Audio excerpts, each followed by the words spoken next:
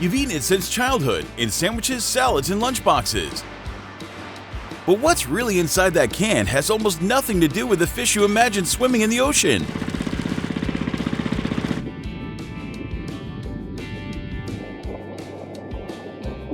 According to NOAA Fisheries, Americans open over 1 billion cans of tuna every year.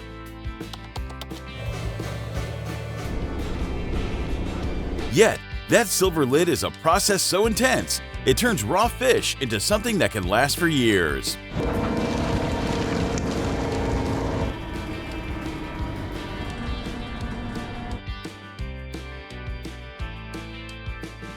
How do they do it without losing a single ounce of freshness?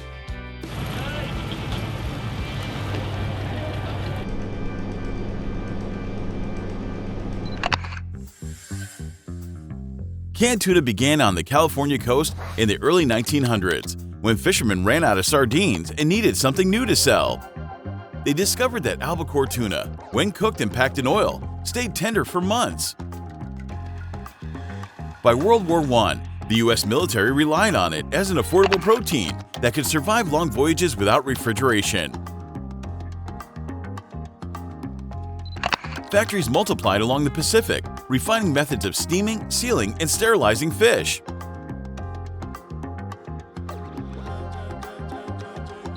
What started as a wartime substitute soon became a household staple, an American habit sealed in tin.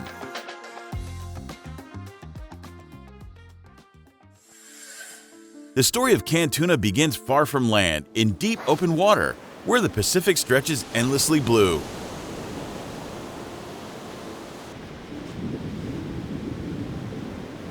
Most commercial tuna is caught by massive porcine vessels, each the length of a football field.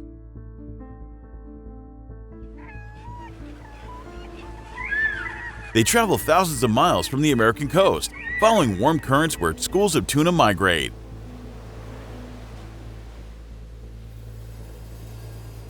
Every trip can last weeks, sometimes months. Once a school is spotted, often by helicopter or drone, the captain maneuvers the ship in a wide circle.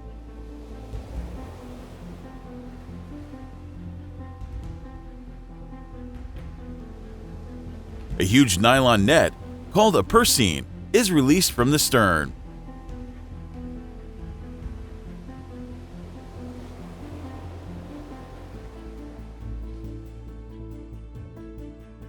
It can stretch over a mile long and 600 feet deep, forming a floating wall beneath the surface.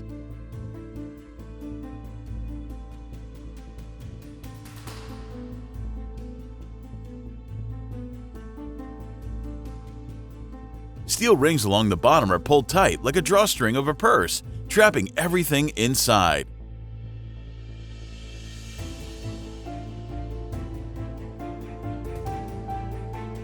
A single set can capture 150 tons of tuna in one haul.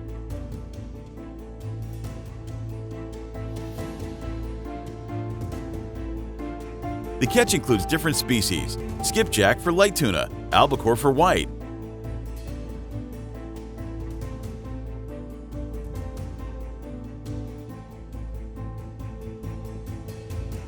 Each fish can weigh anywhere from 5 to 80 pounds.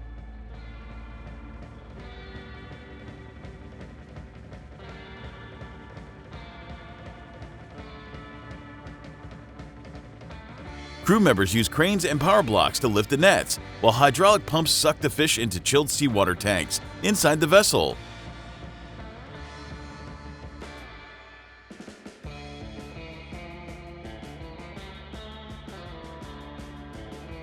This system keeps the tuna submerged at 28 degrees Fahrenheit, cold enough to stop spoilage but just above freezing.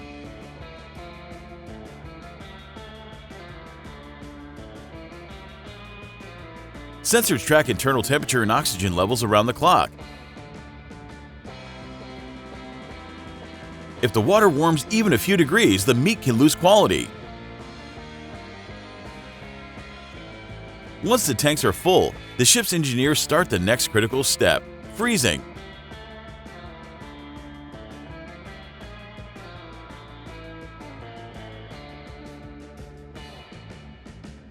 Industrial blast freezers circulate air at -40 degrees Fahrenheit, turning the fish rock solid within hours.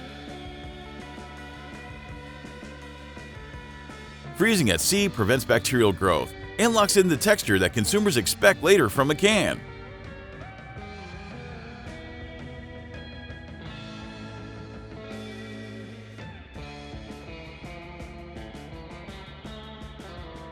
When the vessel finally returns to port, the harbor comes alive. Towering cranes lift the frozen tuna blocks, some weighing more than a ton each, onto waiting trucks lined with insulated walls.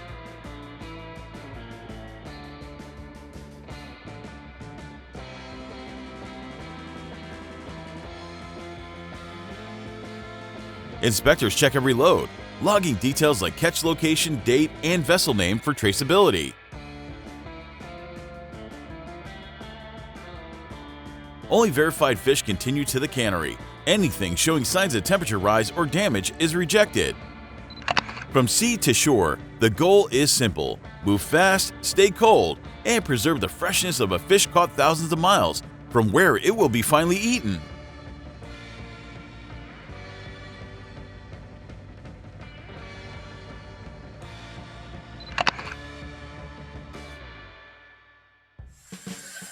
Inside the factory, rows of steel racks hold frozen tuna as they thaw under streams of clean, chilled water.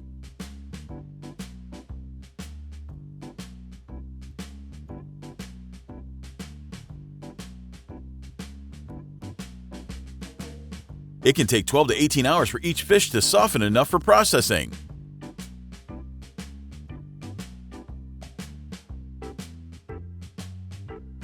Workers trim fins and heads, sending each piece down separate conveyor lines.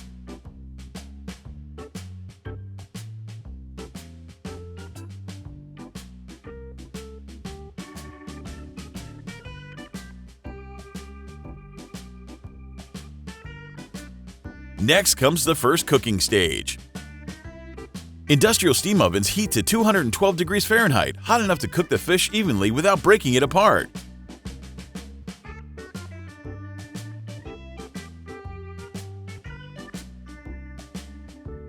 This step firms the meat and releases excess oil and moisture.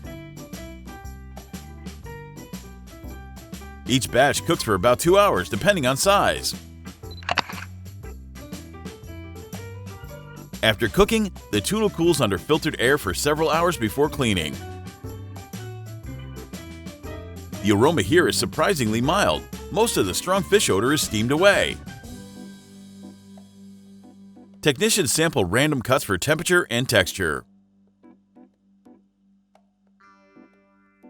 Only the best go forward, while overcooked pieces are separated for animal feed.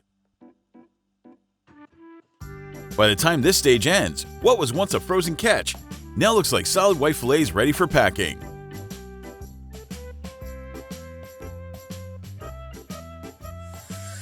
Now the precision work begins.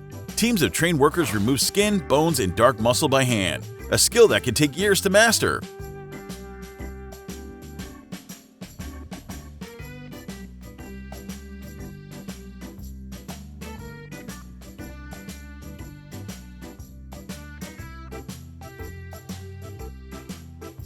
Each person handles hundreds of pieces per shift, separating prime meat for white tuna and trimming the rest for flakes.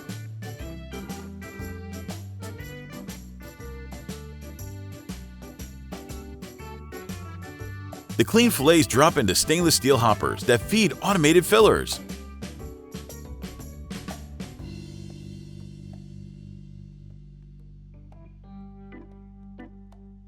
These machines weigh and portion the meat into cans at lightning speed, up to 600 cans per minute.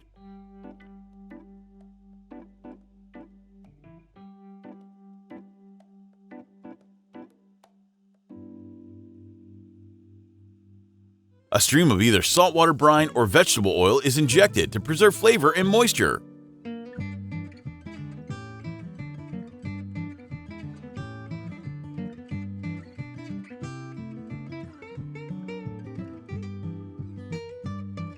Sensors check every can's weight and fill level to the gram.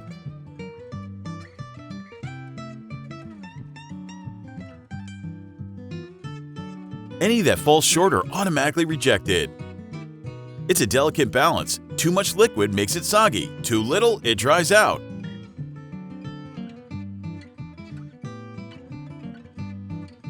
If you ever argued about which tastes better, tuna in oil or tuna in water, hit the like button and tell us your pick in the comments below. Next, the open cans move toward high-speed seamers, machines that press the lids on with exacting pressure.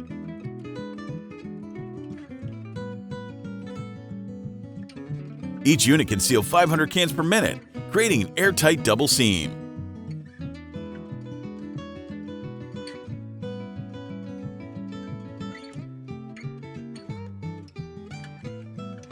Once sealed, they enter a retort chamber, a massive steel cylinder where steam pressure raises internal temperatures to 250 degrees Fahrenheit.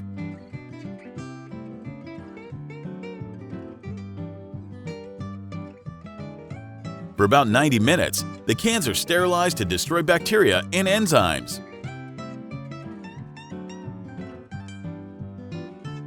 It's this step, known as retorting, that gives canned tuna its remarkable shelf life, sometimes up to 5 years. Cooling water then flows through the chamber, bringing the temperature back down without denting the cans.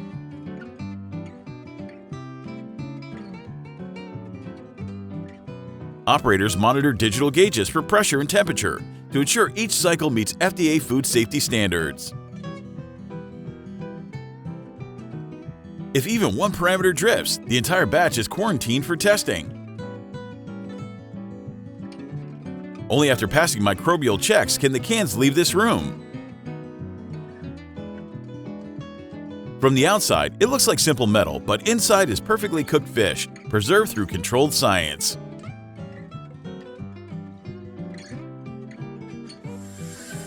Once sterilized, the cans move through air dryers and emerge spotless. Optical scanners check the surfaces for dents or rust. Each passing can is inkjet coated with a lot number and expiration date. Automatic labelers wrap each one in branded sleeves, from classic albacore to flavored varieties like lemon pepper.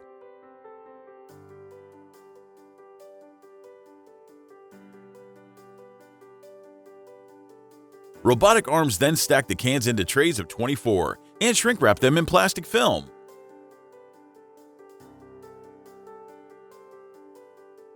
A single line can finish tens of thousands of cans per hour. Forklifts carry the box trays into massive distribution warehouses, kept at 68 degrees Fahrenheit. From there, trucks ship them to grocery chains across America, where most will sell within weeks. Machines can handle tuna, but what comes next still needs something no machine can replace. A single pound of crab meat can cost more than a steak, but have you ever wondered why?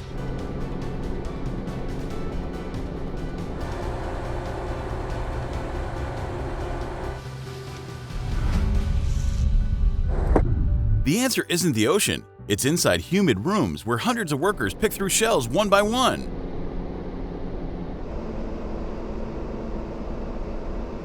According to NOAA, the U.S. consumes over 200 million pounds of crab meat every year.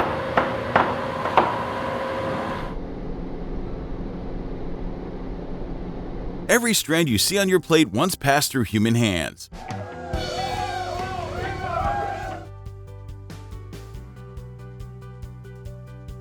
So why is crab meat so expensive?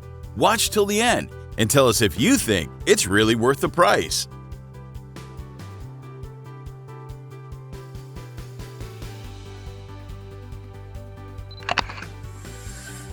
In the 1800s, crabs were so common along America's east coast that fishermen used them for bait. But as the refrigeration and canning spread, their delicate flavor found new fans far from the shore. By the mid-1900s, Maryland became the heart of the U.S. crab industry.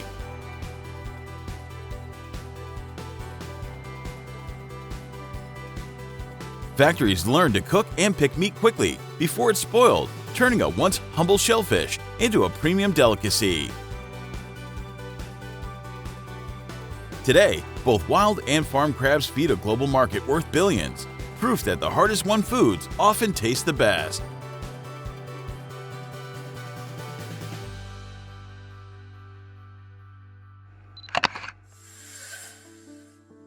It all starts long before the factory, out on rough, icy water, where daylight fades fast and every minute counts. Commercial crab boats venture hundreds of miles into the Bering Sea or along the Atlantic coast, chasing the short seasonal openings that decide an entire year's income. Each boat carries heavy steel cages called pots, stacked like towers on deck.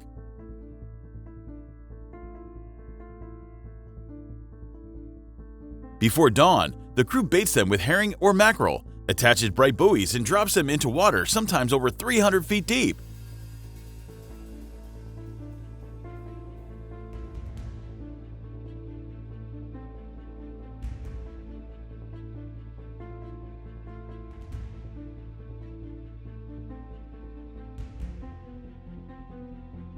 Once the pots hit bottom, the waiting begins.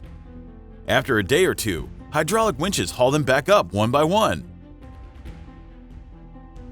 The sound is constant, engine, waves, and steel clanging as traps rise dripping with crabs. Not every catch is usable. Regulations require fishermen to throw back undersized or egg-bearing females to protect the population. Each legal crab is measured by calipers and tossed into large seawater tanks that keep them alive until the trip ends. Temperature and oxygen levels are monitored every hour. If the water warms too much, crabs can suffocate.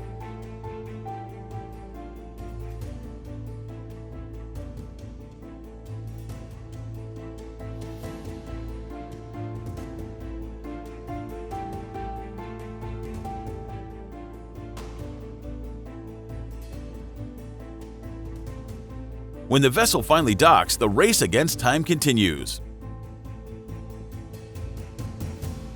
Forklifts move crates directly from the pier into insulated trucks packed with crushed ice. A single load can hold 20,000 pounds of live crabs, and every minute outside cold conditions matters.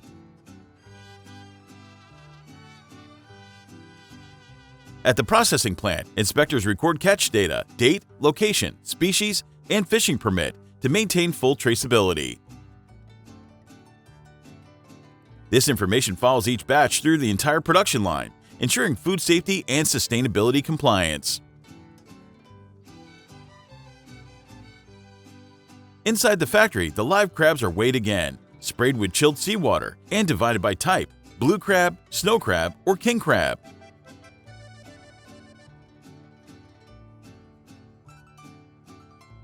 Workers check for broken legs or damaged shells, removing any that don't meet quality standards. Healthy crabs go into holding tanks with circulating cold water, kept around 38 degrees Fahrenheit to reduce stress before cooking. The factory floor is noisy, wet, and fast-moving, yet every action is deliberate. From ocean to plant, each step is about one thing: preserving the sweetness of the meat that makes crab one of the most prized seafoods in America.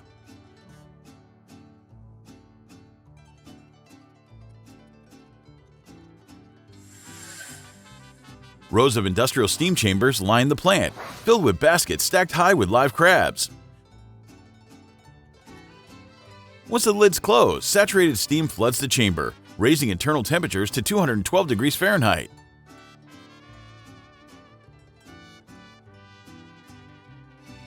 Each batch cooks for 15 to 20 minutes, depending on the crab's species and size.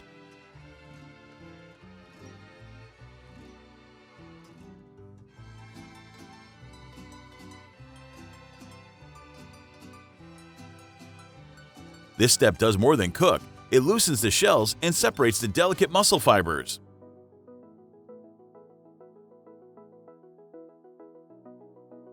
Timing is crucial. Too long and the meat turns rubbery. Too short and bacteria can survive.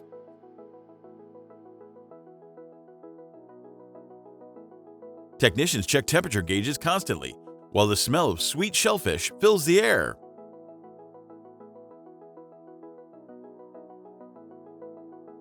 When steaming ends, cranes lift the baskets into large cooling tanks of cold water. This rapid chill halts the cooking process and locks in moisture. As the crabs cool, a thin layer of natural oil rises to the surface, the same oil that gives cooked crabs its signature aroma.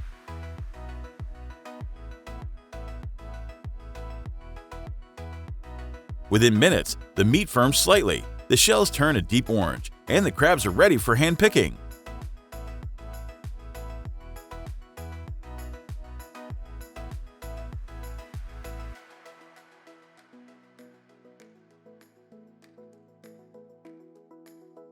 From this point, there's no automation, only human precision.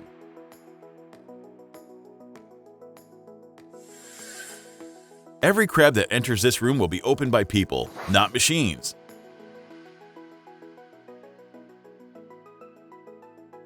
Rows of workers in white coats sit at stainless steel tables under bright lights.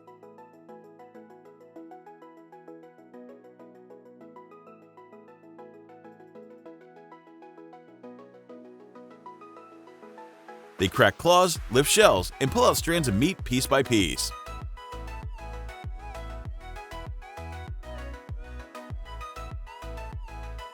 The rhythm of tapping, scraping, and sorting never stops.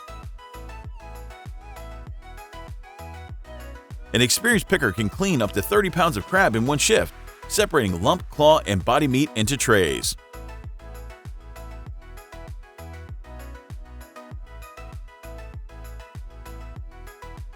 Each grade carries a different price tag. Lump is the most valuable, while broken pieces become special or flake.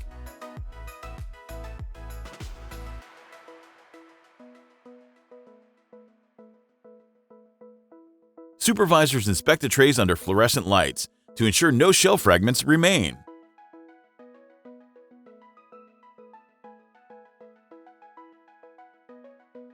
In some factories, vacuum-assisted tools now help speed up the work, but no machine has matched the sensitivity of human touch.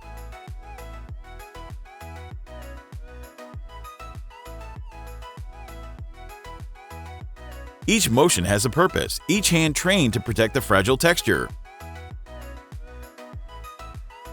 If you ever tasted real crab meat, you know how soft and clean it feels compared to imitation.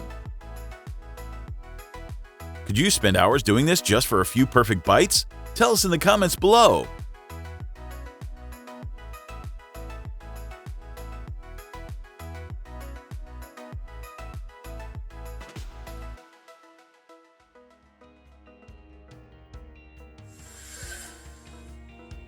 Once the meat leaves the picking tables, it enters the cold inspection room, maintained at 38 degrees Fahrenheit.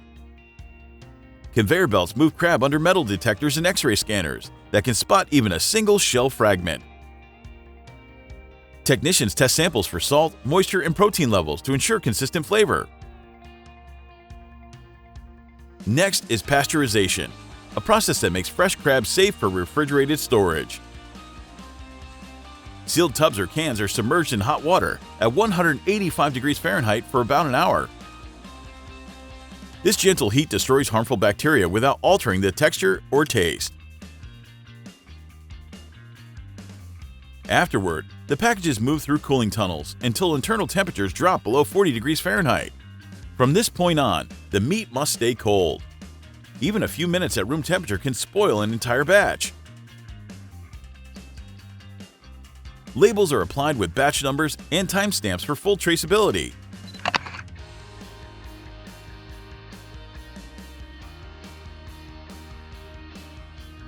Quality checks continue until shipping, ensuring every container meets FDA safety standards before it leaves the plant.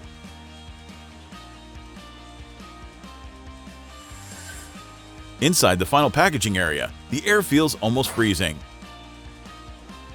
Automatic dispensers fill each container with pre-measured portions, usually half-pound or 1-pound tubs.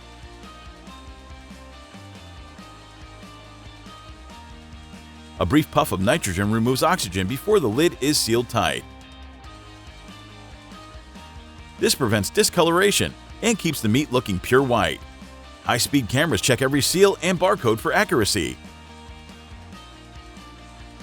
Any package that leaks or fogs is immediately rejected.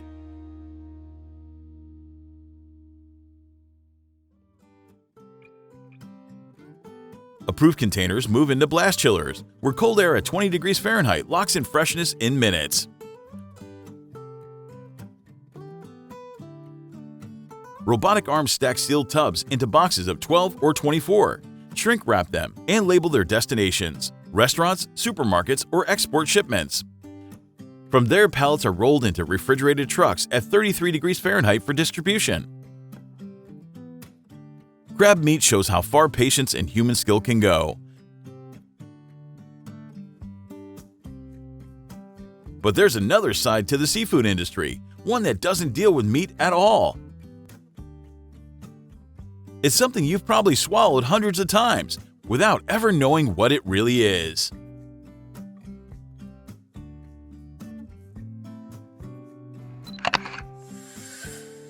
The golden liquid inside each capsule looks clean enough to drink.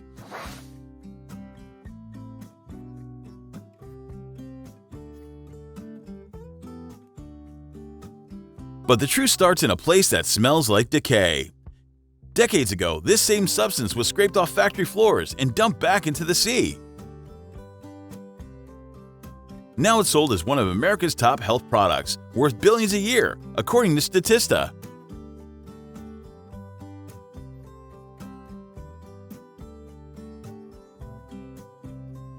So what's the real story behind the supplement on your shelf? Where does fish oil truly come from?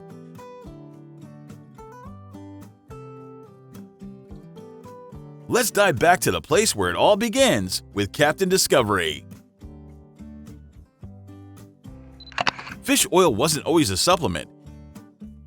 In the 1800s, fishermen in Norway boiled cod livers in barrels, using the oil for lamps and medicine.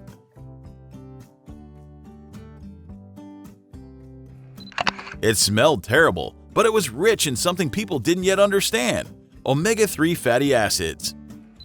By the mid-1900s, American companies learned to extract and purify this oil on an industrial scale.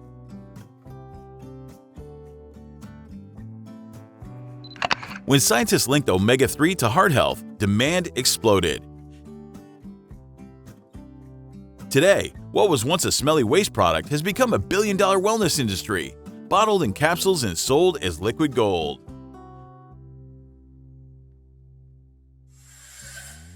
The process starts not in deep seas, but in fish processing plants.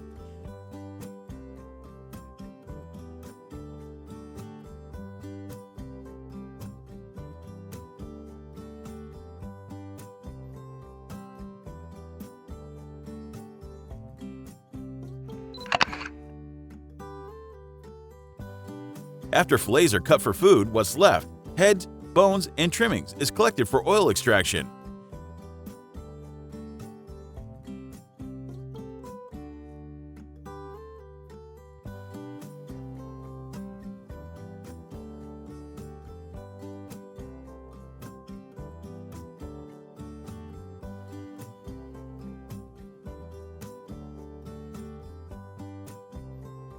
Every hour, conveyor belts move over 10 tons of this material into massive grinders.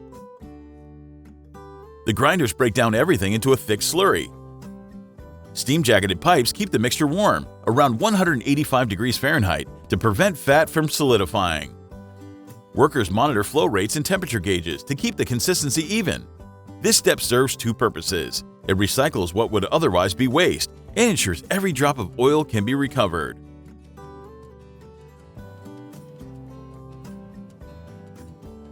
No part goes unused. Even the smallest fragments contain trace lipids.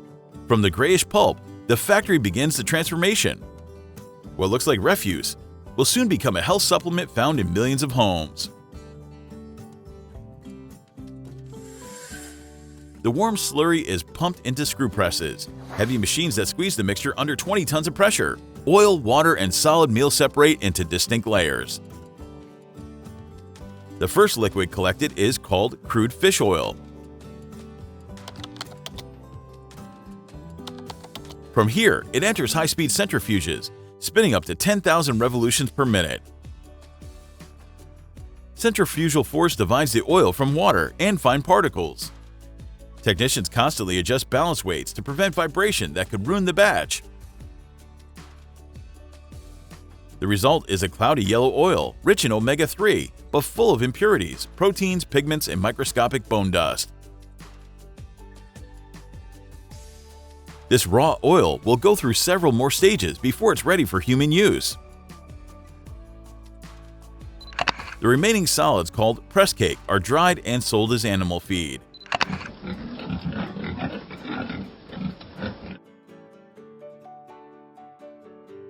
Even at this early stage, nothing in the process goes to waste. Crude oil enters tall stainless steel columns for refining. Here, it's heated under vacuum conditions that reach 250 degrees Fahrenheit, hot enough to vaporize unwanted compounds, but gentle enough to protect omega-3s. In chemical refining, small doses of food-grade alkali are added to neutralize free fatty acids. Next, activated carbon filters remove heavy metals, PCBs, and dioxins. Every hour, samples are tested for mercury and lead. The limits are below 0.1 parts per million by FDA standards. Then comes deodorization, stripping away volatile compounds that cause the infamous fishy smell.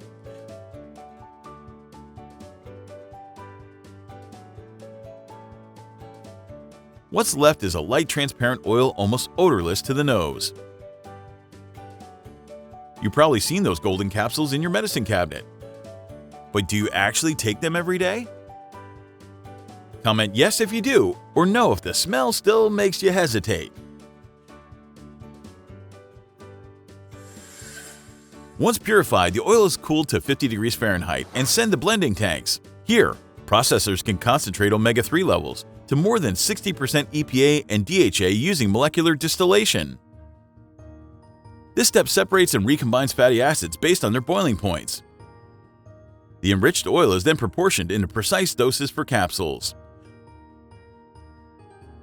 Automated fillers drip the oil into 2 halves of soft gelatin molds. A rotating drum seals them together, forming perfect spheres at a rate of over 500,000 capsules per hour.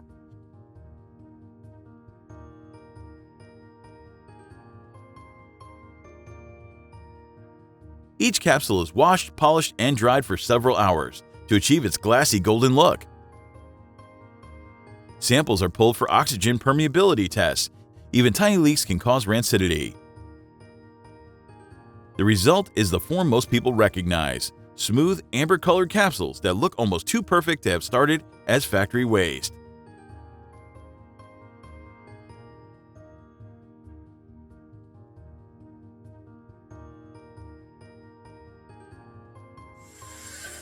Before packaging, every batch undergoes strict quality control.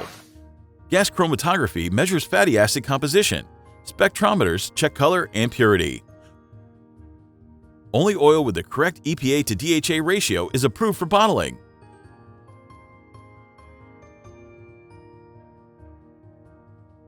Capsules pass through metal detectors and counting machines that dispense 120 per hour with millisecond precision.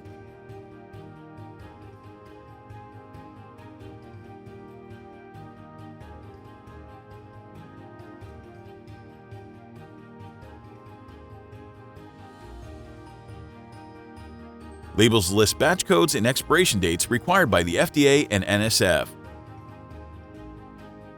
Finally, the bottles are sealed with tamper-evident caps and packed into cartons. Pallets are shrink-wrapped and stored in climate-controlled warehouses at 68 degrees Fahrenheit, ready for shipment across the U.S. From what began as an industrial byproduct now emerges as something entirely different, a symbol of modern nutrition, bottled and sold by the millions each month. From canned tuna to crab meat to fish oil, the ocean's harvest takes many forms.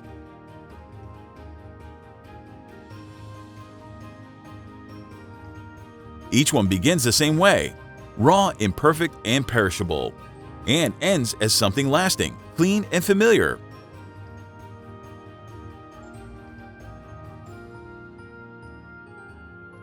It's a transformation shaped by technology, labor, and a simple human need to make nature last a little longer.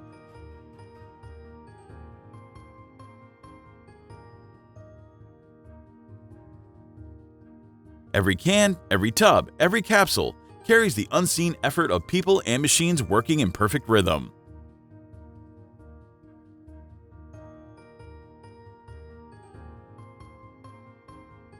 And yet they all lead back to the same question: how far will we go to preserve what the sea gives us?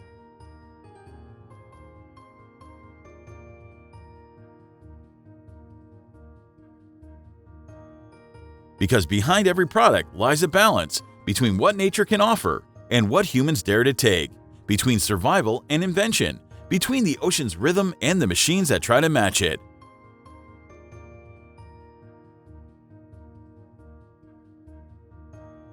These foods connect us to something bigger, a global chain of work, science, and trust that begins long before they reach our plates.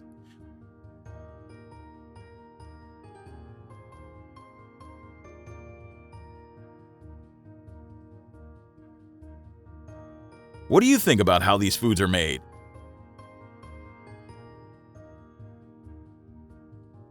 Tell us your thoughts below. We'd love to hear your take.